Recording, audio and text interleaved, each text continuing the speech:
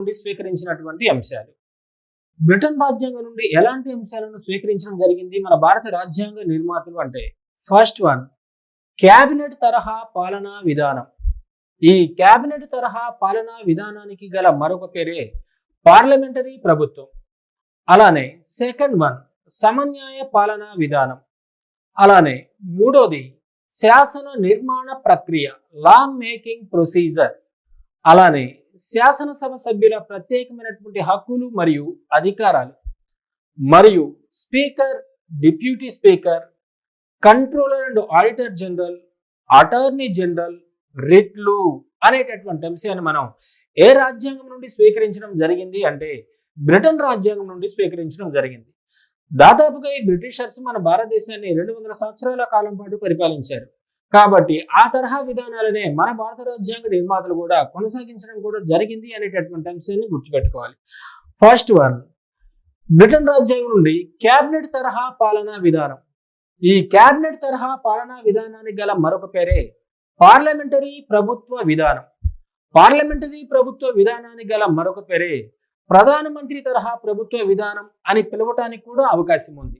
First one మనం cabinet తరహా పాలనా విధానం, దీన్ని మనం పార్లమెంటరీ ప్రభుత్వం అనేటటువంటి పేరుతో కూడా పిలవటానికి అవకాశాలు ఉన్నాయి.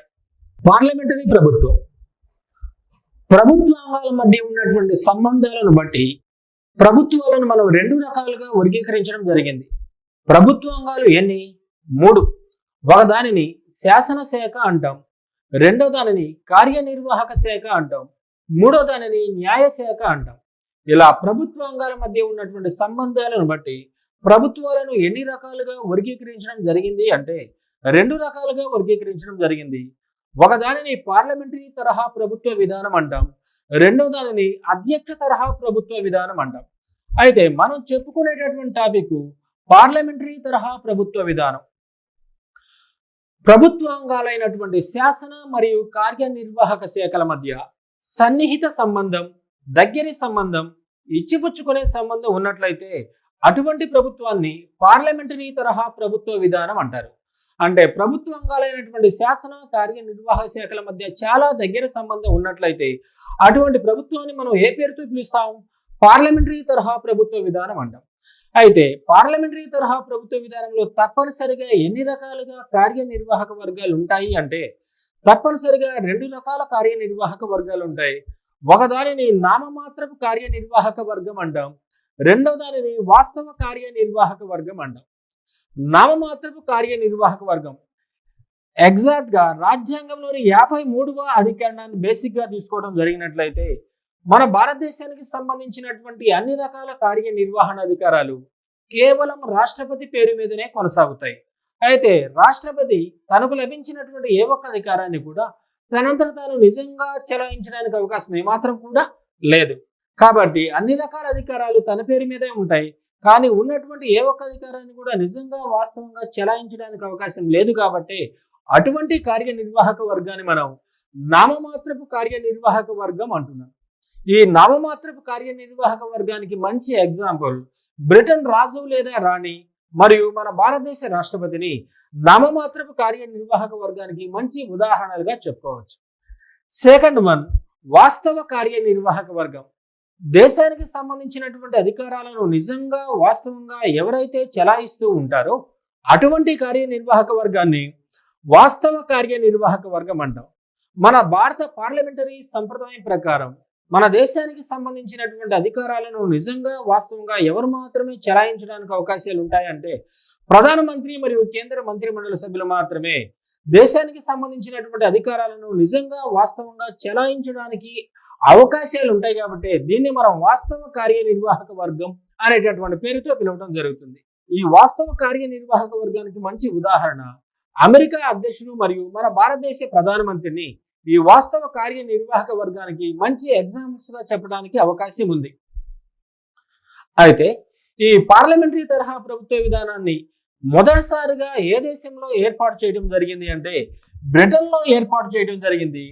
1937 సంవత్సరంలో బ్రిటన్ లో రూపొందించినటువంటి వెస్ట్ మినిస్టర్ అనేటటువంటి చట్టం ద్వారా వెస్ట్ మినిస్టర్ అనేటటువంటి ప్రాంతంలో రూపొందించినటువంటి ప్రత్యేకమైనటువంటి ప్రభుత్వ విధానాన్ని మనం పార్లమెంటరీ తరహా ప్రభుత్వ విధానం అంటాం. కాబట్టి పార్లమెంటరీ మాత అని మనం ఏ దేశాన్ని మాత్రమే పిలవడానికి అవకాశాలు ఉంటాయి? తప్పనిసరిగా బ్రిటన్ మాత్రమే పిలవడానికి అవకాశాలు ఉంటాయి. కాబట్టి ఈ పార్లమెంటరీ తరహా ప్రభుత్వ విధానాన్ని మనం ఏ దేశ రాజ్యాంగం నుండి స్వీకరించడం జరిగింది అంటే బ్రిటన్ రాజ్యాంగం నుండి స్వీకరించడం జరిగింది అనేటటువంటి అంశాన్ని స్పష్టంగా ఇంకోసారి గుర్తుంచుకోవాలి. అయితే మొదటిసారిగా ఎక్కడ ఈ చట్టాన్ని రూపొందించారు? బ్రిటన్ లో రూపొందించారు. ఏ సంవత్సరం రూపొందించారు? 1937 సంవత్సరంలో రూపొందించారు. అది కూడా బ్రిటన్ లో ఏ ప్రాంతంలో రూపొందించినటువంటి చట్టం ఇది? బ్రిటన్ లో ఉన్నటువంటి వెస్ట్ మినిస్టర్ అనేటటువంటి ప్రాంతంలో రూపొందించినటువంటి ప్రత్యేకమైనటువంటి చట్టం ఆధారంగా ఏర్పాటు చేయబడినటువంటి ప్రభుత్వ విధానాన్ని మనం పార్లమెంటరీ తరహా ప్రభుత్వ విధానం అనేటటువంటి పేరుతో పిలుస్తాం. కాబట్టి పార్లమెంటరీ మాత అని ఏ దేశాన్ని మాత్రమే అభివర్ణించడానికి అవకాశాలు ఉంటాయంటే బ్రిటన్ మాత్రమే చెప్పుకోవడానికి అవకాశాలు ఉన్నాయి. అది కూడా బ్రిటన్ లో ఈ వెస్ట్ మినిస్టర్ అనేటటువంటి ప్రాంతం ఎక్కడుంది అంటే ఇప్పుడు బ్రిటన్ లో ఉన్నటువంటి పార్లమెంటు ఏ ప్రాంతంలో ఉంది అంటే వెస్ట్ మినిస్టర్ అనేటటువంటి ప్రాంతంలో ఉంది అనేటటువంటి అంశాన్ని స్పష్టంగా గుర్తించాలి. మన భారతదేశంలో పార్లమెంటు అనగా దేన్ని మాత్రమే పిలుస్తాం? 79వ అధికరణం ప్రకారం 79వ అధికరణం ప్రకారం భారత పార్లమెంటు అనగా 1 లోక్సభ, 2 రాజ్యసభ, 3 రాష్ట్రపతిని కలిపి భారత పార్లమెంటు అని సంబోధిస్తాం. ఈ 3 అంశాల్లో ఏ ఒక్క అంశాన్ని తీసేసినా కూడా దాన్ని మనం భారత పార్లమెంటు అని పిలవడానికి అవకాశం ఏమాత్రం కూడా లేదు. అయితే ఇటీవల కాలంలో అడిగేటటువంటి క్వశ్చన్లు ఏ విధంగా ఉన్నాయి? 79వ అధికరణాన్ని మెన్షన్ చేయకుండా భారత పార్లమెంటు అనగా ఈ క్రింది వానిలో సరైనటువంటి దాన్ని గుర్తించండి అని. Option A 1 Lok Sabha, Rajya Sabha. Option B కేవలం లోక్సభ. ఆప్షన్ సి కేవలం రాజ్యసభ. ఆప్షన్ డి ఏది కాదు అనేటటువంటి అంశం మీద క్వశ్చన్ కనుక అడగడం జరిగినట్లయితే జనరల్ గా మనం ఏం చెప్పుకున్నాం? 79వ అధికరణం ప్రకారం భారత పార్లమెంటు అంటే లోక్సభ, రాజ్యసభ, రాష్ట్రపతిని కలిపే భారత పార్లమెంటు అన్నాం. అలానే 79వ అధికరణం ప్రకారం భారత రాష్ట్రపతి పార్లమెంట్ లో అంతర్భాగమే కానీ పార్లమెంటు సభ్యుడు కాదు అనేటటువంటి అంశాన్ని కూడా స్పష్టంగా చెప్పుకోవడం జరిగింది. కానీ ఆ ఎగ్జామ్ పేపర్లో రాష్ట్రపతి అనేటటువంటి అంశాన్ని వాడు ఇక్కడ మెన్షన్ చేయలేదు కాబట్టి ఇక్కడ ఆన్సర్ ఏది మాత్రమే రైట్ అవుతుంది అంటే ఆప్షన్ ఏ లోక్సభ, రాజ్యసభ. ఎందుకు? మన భారతదేశంలో అత్యున్నతమైనటువంటి సార్వభౌమాధికారాలు కలిగినటువంటి సంస్థ, చట్టాలను రూపొందించేటటువంటి ప్రత్యేకమైనటువంటి సంస్థే భారత పార్లమెంట్. కాబట్టి వాడు రాష్ట్రపతి అనేటటువంటి అంశాన్ని ఇవ్వకపోయినా లోక్సభ, రాజ్యసభ అనేటటువంటి ఆప్షన్ ఎక్కడైతే ఇవ్వడం జరిగిందో దాన్ని ఇక్కడ మీరు రైట్ ఆన్సర్ గా గుర్తించాలి. ఇక్కడ ఎగ్జాక్ట్ ఆన్సర్ ఏది అంటే లోక్సభ, రాజ్యసభ, రాష్ట్రపతి. కానీ రాష్ట్రపతి అనేటటువంటి అంశాన్ని ఇక్కడ మెన్షన్ చేయలేదు కాబట్టి ఈ అంశానికి వచ్చేసి రైట్ ఆన్సర్ ఏది అంటే లోక్సభ, రాజ్యసభ. అయితే సెకండ్ వన్ సమన్యాయ పాలనా విధానం. దీన్ని మనం చట్టం దృష్టిలో అందరూ సమానులే అనేటటువంటి అంశాన్ని చెప్పుకుంటాం. చట్టం దృష్టిలో అందరూ సమానులే అనేటటువంటి అంశాన్ని గురించి వివరించే ప్రత్యేకమైనటువంటి ఆర్టికల్ 14వ అధికరణం. 14వ అధికరణం ప్రకారం చట్టం ముందు అందరూ సమానులే. ప్రధానమంత్రి మొదలుకొని సాధారణ కానిస్టేబుల్ వరకు అందరూ చట్టం ముందు సమానులే కానీ ఒకరికి ఎక్కువ మరొకరికి తక్కువ ప్రాధాన్యత కల్పించడానికి అవకాశం లేదు అనేటటువంటి అంశాన్ని మనం సమన్యాయ పాలనా విధానం లేదా చట్ట సమానత్వం అంటాం. ఈ సమన్యాయ పాలనా విధానాన్ని మొదటిసారిగా రూపొందించినటువంటి వ్యక్తి ఎవరు అంటే ఏవి డైసీ. ఎవరు? ఏవి డైసీ అనేటటువంటి ప్రముఖ బ్రిటన్ రాజనీతి శాస్త్రవేత్త ఈ సమన్యాయ పాలనా విధానాన్ని మొదటిసారిగా రూపొందించడం జరిగింది. ఈ సమన్యాయ పాలనా విధానాన్ని మన భారత రాజ్యాంగ నిర్మాతలు ఏ దేశ రాజ్యాంగం నుండి స్వీకరించడం జరిగింది అంటే బ్రిటన్ రాజ్యాంగం నుండి స్వీకరించడం జరిగింది. మన భారతదేశంలో సమన్యాయ పాలనా విధానం చెప్పుకోవడానికి మాత్రమే సరిపోతుంది కానీ ఉన్నది ఉన్నట్లుగా ఇంప్లిమెంటేషన్ చేయడానికి, ఉన్నది ఉన్నట్లుగా అమలు చేయడానికి అవకాశాలు ఏమాత్రం కూడా లేదు. ఎందుకంటే రాజ్యాంగంలోని 321వ అధికరణాన్ని ఎగ్జాంపుల్ గా తీసుకోవడం జరిగినట్లయితే రాజ్యాంగంలోని 321వ అధికరణాన్ని ఎగ్జాంపుల్ గా ఉదాహరణగా తీసుకోవడం జరిగినట్లయితే రాష్ట్రపతి మరియు గవర్నర్లు చట్టానికి అతీతులు. కానీ సమన్యాయ పాలనా విధాన సూత్రం ఏమని తెలియజేస్తుంది? చట్టం ముందు లేదా చట్టం దృష్టిలో అందరూ సమానులే. అలానే 321వ అధికరణం ఏమని చెప్తుంది? రాష్ట్రపతి మరియు గవర్నర్లు చట్టానికి అతీతులు.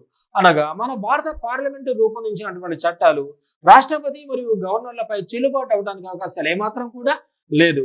అలానే వారు పదవీ కాలంలో ఉన్నటువంటి సందర్భాలలో ఎలాంటి అనైతిక అసాంఘిక కార్యకలాపాలు చేపట్టినప్పటికీ వారి మీద మనం ఎలాంటి క్రిమినల్ కేసులు పెట్టడానికి అవకాశం ఏమాత్రం కూడా లేదు. అయితే సివిల్ వివాదాలు లేదా సివిల్ కేసులు మాత్రం పెట్టవచ్చు. అయితే సంబంధిత రాష్ట్రపతి మరియు గవర్నర్లపై సివిల్ కేసులు లేదా సివిల్ వివాదాలను పెట్టాలంటే తప్పనిసరిగా 2 నెలల ముందస్తు నోటీసును అందించాలి. కాబట్టి మనలాంటి దేశాల్లో సమన్యాయ పాలనా విధానాన్ని చెప్పుకోవడానికి మాత్రమే ఉపయోగపడుతుంది, కానీ ఉన్నది ఉన్నట్లుగా ఇంప్లిమెంటేషన్ చేయడానికి, ఉన్నది ఉన్నట్లుగా అమలు చేయడానికి అవకాశాలు ఏమాత్రం కూడా లేవు. కాబట్టి ప్రపంచవ్యాప్తంగా సమన్యాయ పాలనా విధానాన్ని ఉన్నది ఉన్నట్లుగా అమలు చేస్తున్నటువంటి ఏకైక దేశం ఏది అంటే డెన్మార్క్ అంట. ప్రపంచవ్యాప్తంగా ఈ సమన్యాయ పాలనా విధానాన్ని ఉన్నది ఉన్నట్లుగా అమలు చేస్తున్నటువంటి ఏకైక దేశం ఏది అంటే డెన్మార్క్. అంటే అక్కడ ప్రధానమంత్రి మొదలుకొని సాధారణ కానిస్టేబుల్ వరకు ఇద్దరు ఒకే రకమైనటువంటి తప్పు చేసినట్లయితే ఇద్దరికి ఒకే రకమైనటువంటి శిక్షణ విధించడానికి అవకాశాలు ఖచ్చితంగా ఉంటాయి. కాబట్టి సమన్యాయ పాలనా విధానాన్ని ఉన్నది ఉన్నట్లుగా అమలు చేస్తున్నటువంటి దేశానికి మంచి ఎగ్జాంపుల్ డెన్మార్క్. అలానే సమన్యాయ పాలనా విధానాన్ని ప్రతిపాదించినటువంటి ప్రముఖ రాజనీతి శాస్త్రవేత్త ఏవి డైసీ. ఈ ఏవి డైసీ ఏ దేశానికి సంబంధించినటువంటి ప్రముఖ రాజనీతి శాస్త్రవేత్త అంటే బ్రిటన్ దేశానికి సంబంధించినటువంటి ప్రముఖ రాజనీతి శాస్త్రవేత్త. ఇతను రచించినటువంటి ప్రముఖమైనటువంటి గ్రంథం రూల్ ఆఫ్ లా. అంటే ఏవి డైసీ అనేటటువంటి బ్రిటన్ రాజనీతి శాస్త్రవేత్త రచించినటువంటి ప్రముఖమైనటువంటి గ్రంథం పేరే రూల్ ఆఫ్ లా. దీన్ని మనం సమన్యాయ పాలనా విధానం అంటాం. ఈ సమన్యాయ పాలనా విధానానికి గల మరొక పేరే చట్ట సమానత్వం.